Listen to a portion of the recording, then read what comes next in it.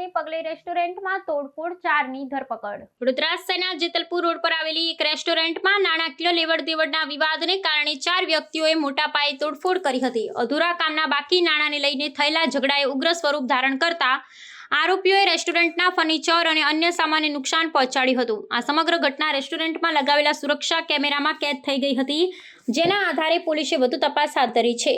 પ્રાપ્ત વિગતો અનુસાર જેતલપુર રોડ પર આવેલ કરીમ્સ રેસ્ટોરન્ટના માલિક વિશાલ છાબરિયાએ સુરેશ સેગર નામના વ્યક્તિને આંતરિક સજાવટ અને રંગકામ માટે ₹1.5 લાખનો કરાર આપ્યો હતો।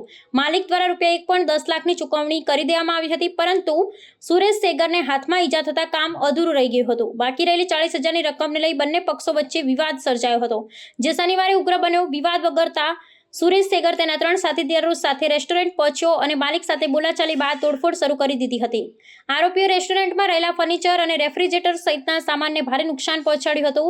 ઘટનાની જાણ થતાં અકોટા પોલીસે ફરિયાદના આધારે કાર્યવાહી કરી હતી અને સીસીટીવી ફૂટેજની મદદથી 4 આરોપીઓ સુરેશ સેગર, અવિનાશ સેગર, મયુર સેગર અને વિકાસ શિંદેની ધરપકડ કરી કાયદેસરની કાર્યવાહી હાથ ધરી છે।